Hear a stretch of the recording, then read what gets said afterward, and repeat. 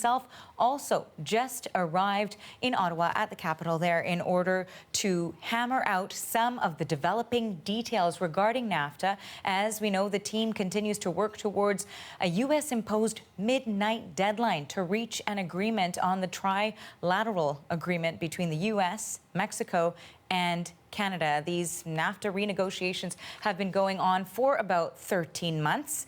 And of course, standing outside, staking out the situation is the CBC's Katie Simpson. She's in Ottawa. Katie, I've been hanging off your every tweet. Have you been spending this day watching what's happening? What is the latest developments? The Prime Minister arrived here at his office, I'd say about 15 minutes ago, to a number of reporters shouting at him, "Deal or no deal, Mr. Prime Minister," because as reporters understand it, as sources have told CBC News, that's where this is. It is very close. A senior source with direct knowledge of the situation tells CBC News, that they are very close to a NAFTA deal.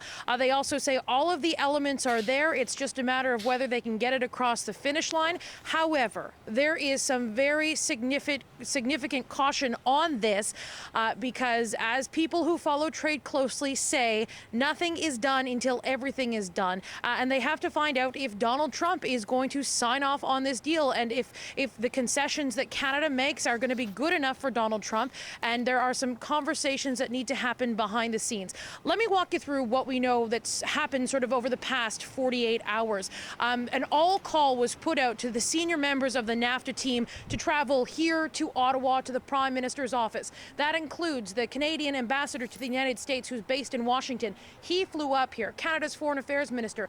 She rescheduled a speech at the United Nations to get home to start these negotiations to make sure that this final push, if this turns out to be the final push, has all of the top Canadians in the same room. Sources have also said the Prime Minister has been involved in this process. At last check, the Prime Minister has not had a conversation with Donald Trump. However, this is a developing story and it could happen at some point. Sources have said when this sort of push happened in the last 48 hours, starting really Friday on Saturday, that there were some significant challenges still ahead. They were dealing with problems on what Canada and the U.S. think should change in Canada's dairy sector. Canada wants to keep Chapter 19, the independent dispute resolution system. The Americans, they want to get rid of it. We also know the Canadians are trying to get some sort of exemption from Donald Trump's use of tariffs. Donald Trump has put tariffs on steel and aluminum. Canada wants those removed. And Canada also wants some certain guarantees that it will be protected from future tariffs and from Donald Trump in terms of whether he wants to put tariffs on a Canadian good or not. They want some protection there. So those conversations have been happening all through the weekend. High-level conversations, negotiators staying late into the night. We know they started here at this building at 7 a.m. sharp to try and get closer to hammer out that deal. As of this afternoon, a senior source with direct knowledge of the situation says they are close. There has been significant progress today. And I have to say, after covering this for 13 months now, the sources that we are talking to appear more optimistic. They sound upbeat, which is not necessarily where this has been throughout this entire process. But again, there has to be a lot of caution here because Donald Trump is unpredictable. Also, trade deals in general, whether you're dealing with Donald Trump or not, they can be unpredictable. And at the last minute, you think you have an agreement and it might not be there. So another thing we know negotiators are doing behind closed doors is they're going through the lines of the agreement they've reached so far to make sure everyone's on the same page, to make sure that everyone knows what they're agreeing to and there's no misunderstandings. That's something that's been going on all weekend, and there's really been a push this afternoon. So the big question is, whenever Justin Trudeau emerges from this door, is will he have spoken to Donald Trump? Do they have a deal in principle? And what happens when that midnight deadline comes, and if there's no deal or if there is a deal? So we're all waiting. This is a developing story, and there's a lot of things that we just don't know just yet. And you know, Katie, you mentioned there your experience, of course, covering this and drawing on that experience, having covered it for about 13 months now. I do want to ask you, in terms of the deadline, we have seen previous deadlines come and go and pass, and there has not been an agreement between all of the parties involved. To me, as an outsider, not as involved as you, and you've been working your sources too here, it seems like there is more of a push with this latest deadline. Why do you think that is? Is there something more impending about this deadline that was imposed by the United States to reach it at midnight tonight? Is it because there has been this text of an agreement between the U.S. and Mexico? There are a couple of factors here. Donald Trump has made a number of threats to try and build leverage at the negotiating table. Back in the spring, when negotiators were close to a deal, Donald Trump threatened to put steel and aluminum tariffs on, tariffs on steel and aluminum from Canada and Mexico as a way to try and motivate the negotiating parties. It didn't necessarily, well, it didn't work, not necessarily work. It didn't work because there was no deal in the spring. They were trying to get something done before the Mexican federal election because talks had to pause to allow that process to happen. Donald Trump has made a number of threats for months now that on top of those steel and aluminum tariffs, that if he doesn't see what he wants to see at the NAFTA negotiating table, he's bragged about threatening to hit Canada with auto tariffs, tariffs on imported vehicles and imported auto parts that economists have said would kill thousands of jobs and could bring the economy to a grinding halt within a matter of days. Sort of the warnings around that have been seen as quite significant.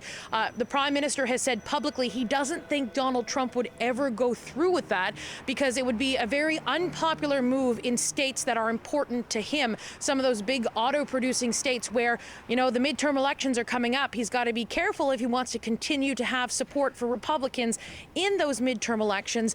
So Justin Trudeau has said publicly on the record he doesn't think that Donald Trump will do that. However, all of the experts that watch Donald Trump say Donald Trump does what Donald Trump wants to do. And while rational thinking might be that it would hurt the American economy just as much as it hurts the Canadian economy, any threat from Donald Trump must be taken absolutely seriously. And so that is what we've heard from the Canadians, that they do acknowledge that the threats are serious. And so perhaps that could be part of the sort of urgent push here to see if they can make this work by October 1st, because if Donald Trump's threatening to slap tariffs on more items, that would not be great for the Canadian economy.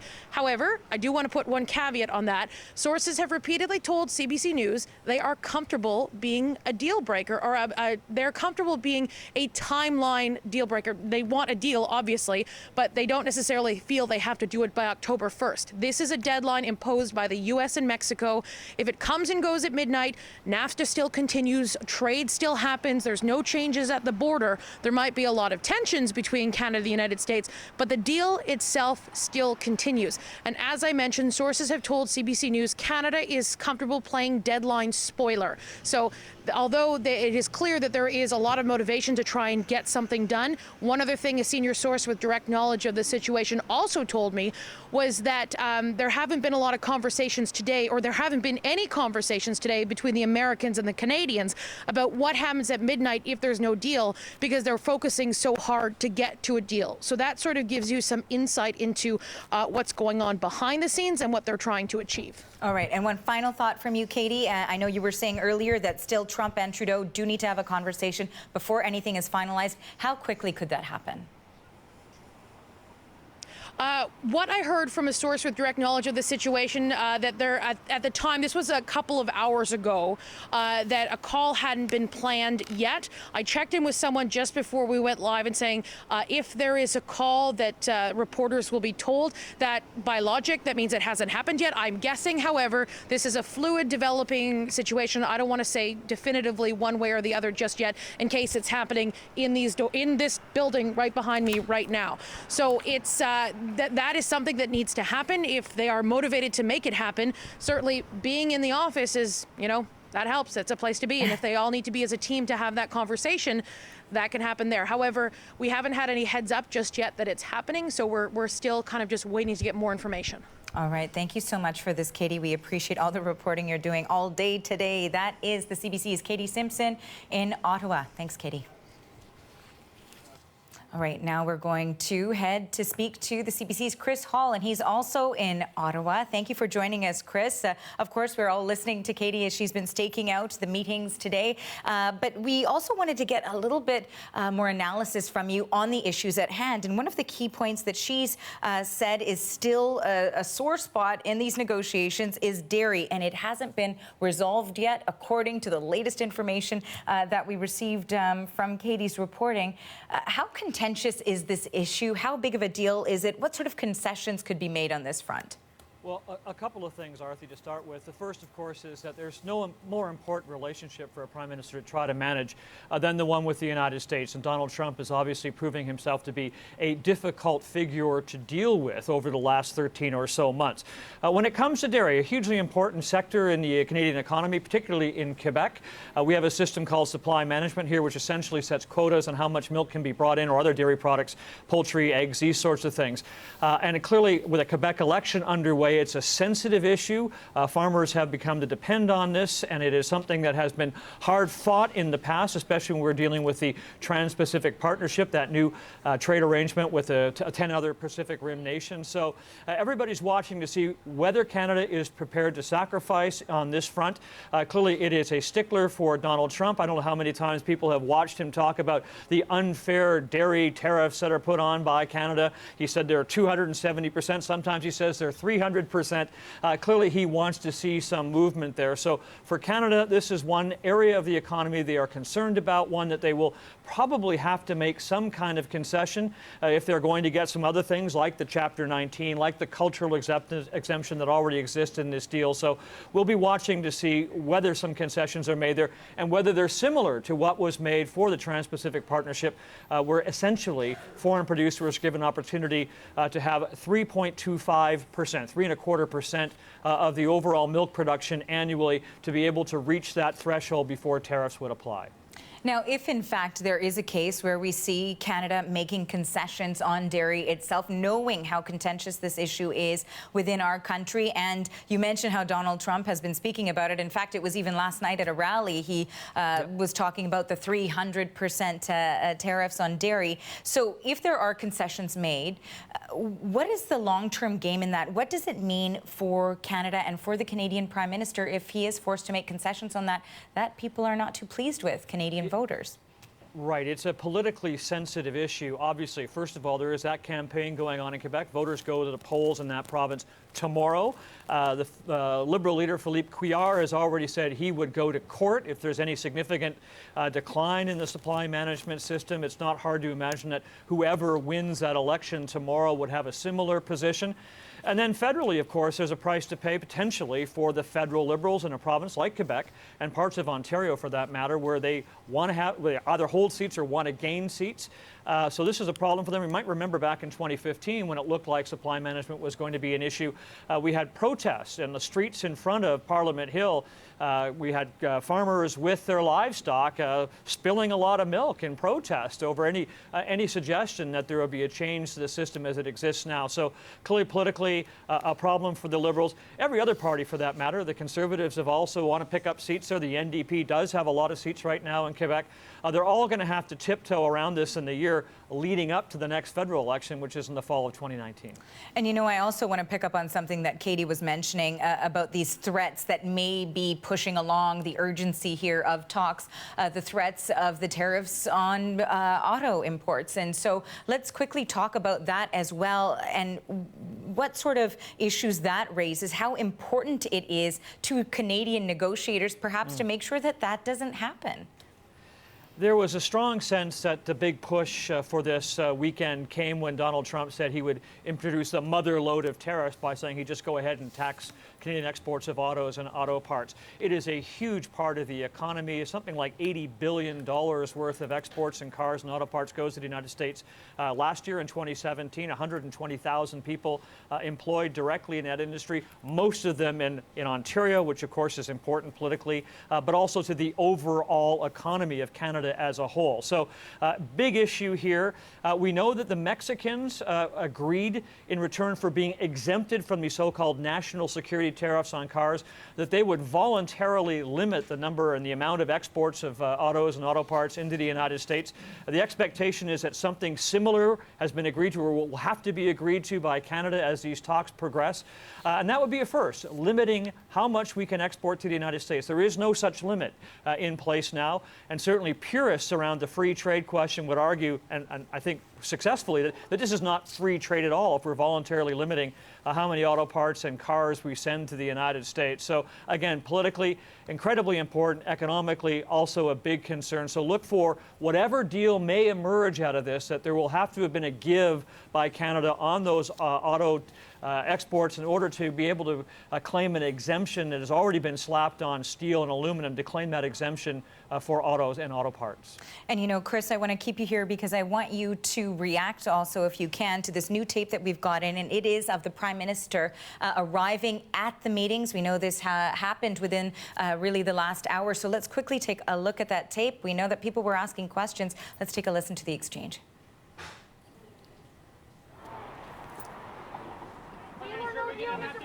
Monsieur le Premier ministre, est-ce que ça va se régler ce soir? Deal or no deal, Mr. Prime Minister?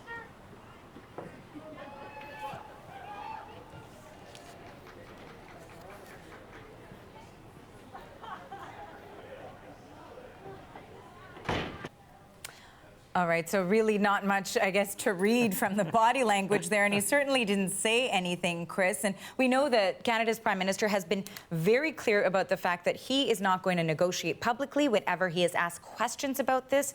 He always takes a very diplomatic approach, very different approach from the U.S. president, certainly. But you certainly mentioned also that there is no more important relationship than that between these two countries, particularly on the trade front. What did you make of Justin Trudeau coming in and the way that he is handling this situation right now as we approach that deadline? Well, let me answer the first question first, and that is the fact that he is going into his prime ministerial offices across the street from Parliament Hill, where his key advisors and negotiators have been huddled for the past several days, suggests that there is some progress being made and that his presence is required. As Katie mentioned, really, he would have to talk to Donald Trump at some point to ensure that they are both on the same wavelength when it comes to whatever has been negotiated or whatever is being negotiated. So I read into that progress is being made. On the longer term, remember, Justin Trudeau has said repeatedly over the last several months that he would sign, no deal would be better than signing a bad deal. So if you look ahead, if there is something in place here, he will certainly be held to account for, is this a good deal, particularly in those sectors we've just talked about, dairy and autos. The other thing he's talked about is a win-win-win for all three countries. Clearly, Donald Trump has not portrayed the negotiations in that light. He's talked about how Canada has taken unfair advantage of the United States for years and years under NAFTA. So one would expect that he will have to have something that he can claim victory for in these talks. But in the end, is Canada prepared to sign on? That ultimately would seem to be the final goal here. Clearly, Mexico, we know that Justin Trudeau called the Mexican president-elect, Lopez Obrador, on Thursday to ask some help in delaying these formal texts from being introduced both in the Mexican Senate and in the U.S. Congress. That delay was obviously given because the expectation it was going to be done on Friday. So I think as he's handled this, as these negotiations, he has not used the kind of rhetoric that Donald Trump has. He has striven through his lead negotiators, particularly Chrystia Freeland, to present Canada as a willing partner, but one that would not give in easily on the issues it felt most strongly about. And ultimately, it will come down to those things that he said. He will be measured, if there is a deal to come out of this, on whether there is a significant gain for Canada, that it's a good deal for Canadians. And I guess we'll have to see to whatever has been agreed to, if anything, at that point, to see if we've actually achieved those goals.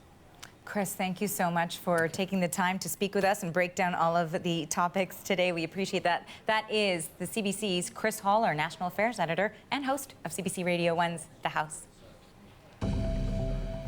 And here is a look at Washington this hour. Of course, we are waiting for any news from both U.S. and Canadian counterparts on the developments involving NAFTA renegotiations. And we know that, for example, Canada's ambassador to the United States, David McNaughton, just head back on the last flight to Washington if there are developments that require him to be in the U.S. Capitol.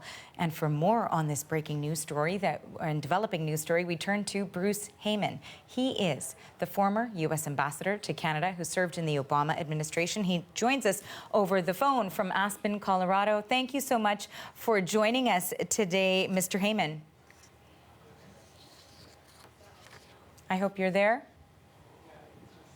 It sounds like we may have lost Mr. Heyman this hour. All right, we'll continue to move on. So we do know that there are developments, and we know that the former U.S. ambassador to Canada has been, and this is Bruce Heyman, he has tweeted out even today, in fact, that if there is not a deal, including Canada, that there is one to be had, that Canada has every reason to make a deal. And his take, based on the tweets that he had sent out, is that if there isn't a deal before the self-created deadline, then the White House really doesn't want one. So some interesting comments there, again, from the former U.S. ambassador to Canada. Now, the negotiators have been working for months to reach an agreement on several key sticking points, and Laura McQuillan is looking at that angle for us. So, Laura, maybe you can walk us through what some of those key issues are and what we're hearing about the progress made on them. What we are hearing at this point is that final wording of the text of this deal is what's holding things up. So exactly what is going to be in it, how it's phrased, because they want to find a deal that's going to last.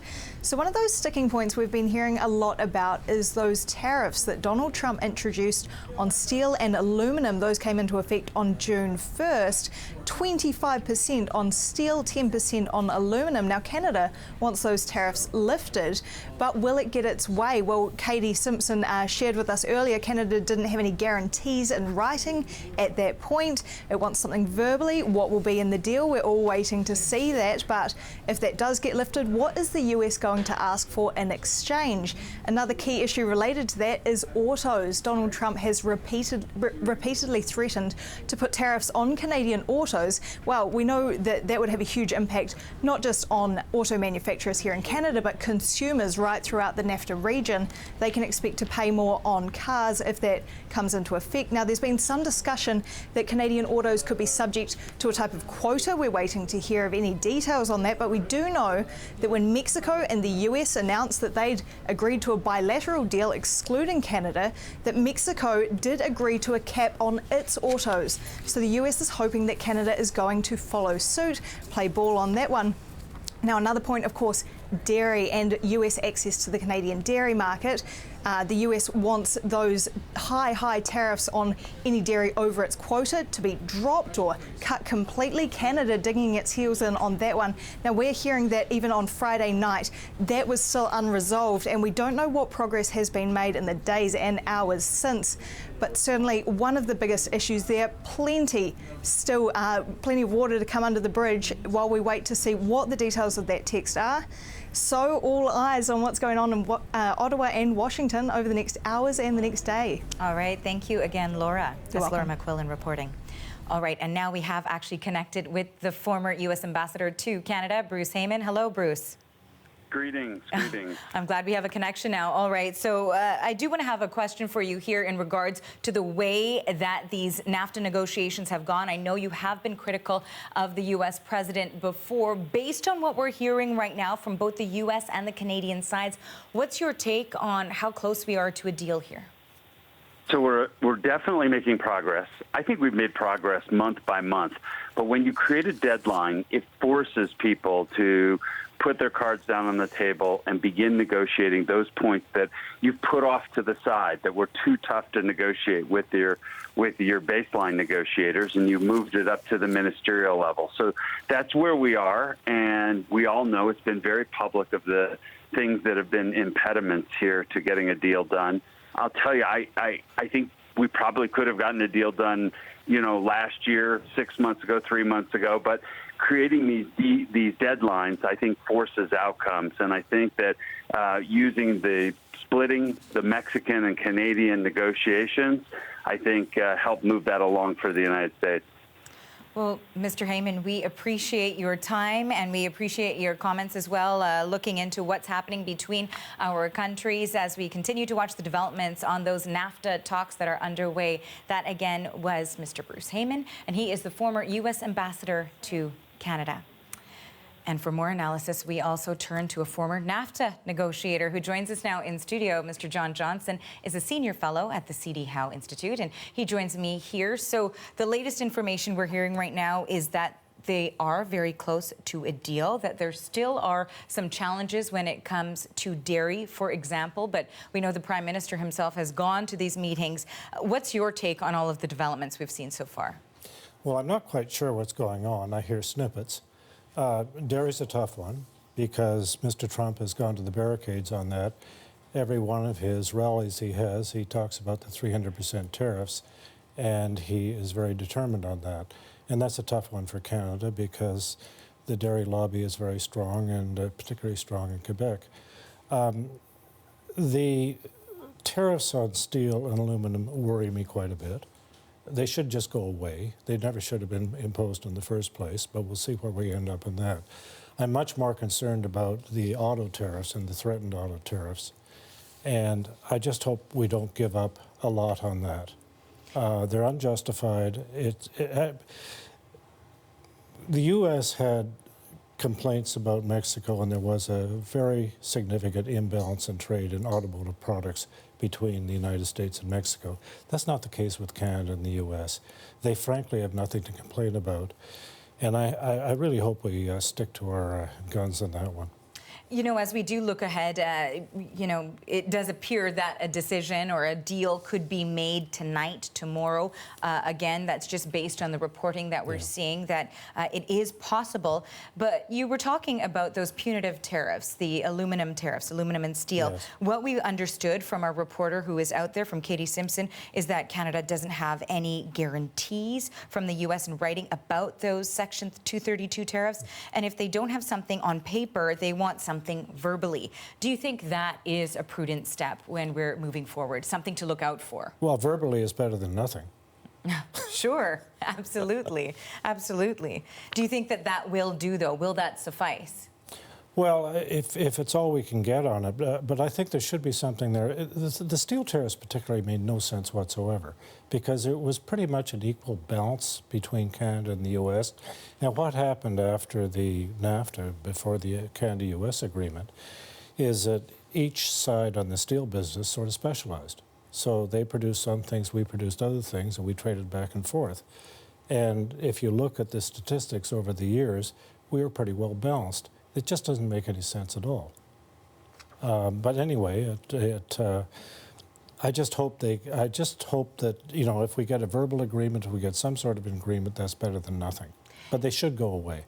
And we know certainly that we have been hearing also from U.S. officials on the NAFTA talks. And we quickly want to throw to a clip here of Peter Navarro as he was talking to Fox News earlier today about NAFTA talks. Let's take a listen to that.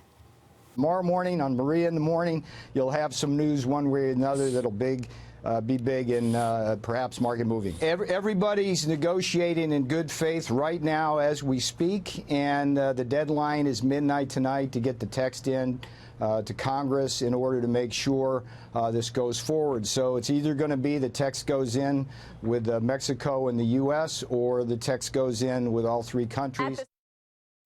What do you read from that language that we're hearing there from Peter Navarro? Well, I read from that is that if we don't have a deal by midnight, they're going to put the U.S.-Mexico text in and submit that to Congress. I think they got real difficulties with that for any number of reasons.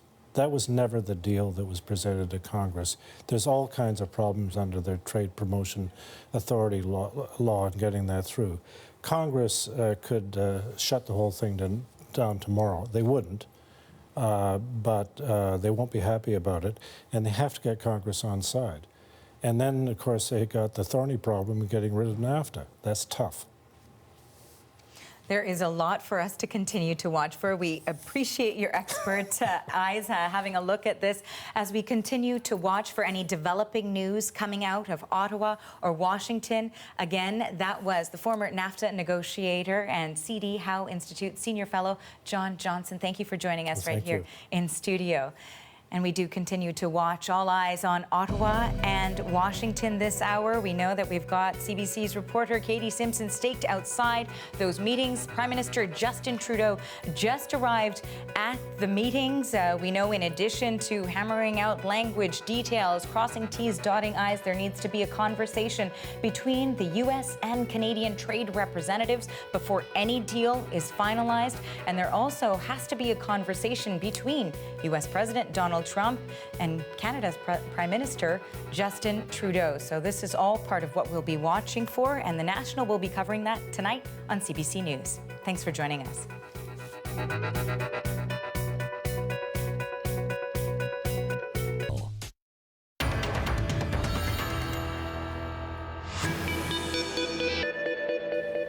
Hello, I'm Arthi Pole. This is CBC News Network, and we're following some developments on the NAFTA negotiations out of Ottawa tonight. And here is a look at the nation's capital.